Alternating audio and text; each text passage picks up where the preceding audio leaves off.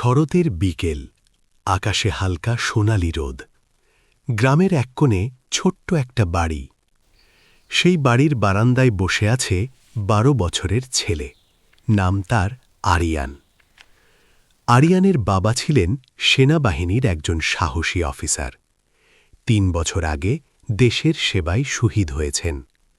সবাই তাকে বীর বলে, কিন্তু আরিয়ানের কাছে তিনি শুধু বাবা। প্রতিদিন বিকেলে আরিয়ান একটা পুরনো কাঠের বাক্স খুলে বসে। সেখানে বাবার কিছু স্মৃতি, একটা পুরনো ঘড়ি, একটা ক্যাপ আর কিছু চিঠি। বাবা যুদ্ধক্ষেত্র থেকে যেসব চিঠি পাঠাতেন। সেদিন হঠাৎ সে খেয়াল করল বাক্সের এক কোণে একটা খাম আছে, যেটা সে আগে কখনো দেখেনি।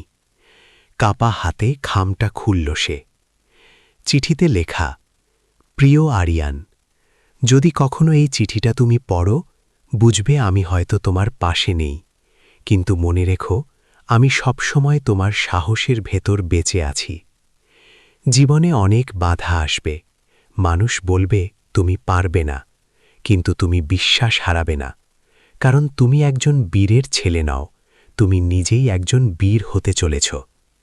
মাকে দেখে রাখবে, আর স্বপ্ন দেখা কখনো বন্ধ করবে না। ভালোবাসা রইল, তোমার বাবা। চিঠি পড়ে আরিয়ানের চোখে পানি এসে গেল, কিন্তু সে কাঁদল না, বরং তার চোখে জ্বলজ্বল করছিল এক অদ্ভুত দৃঢ়তা। পরের দিন স্কুলে শিক্ষক জিজ্ঞেস করলেন, বড় হয়ে তুমি কি হতে চাও? আরিয়ান ধীরে দাঁড়িয়ে বলল, আমি আমার বাবার মতো দেশের জন্য কাজ করতে চাই, কিন্তু তার থেকেও বড় কিছু হতে চাই, একজন ভালো মানুষ। পুরো ক্লাস নিঃশব্দ হয়ে গেল। বছর কেটে গেল, ছোট্ট আরিয়ান বড় হল।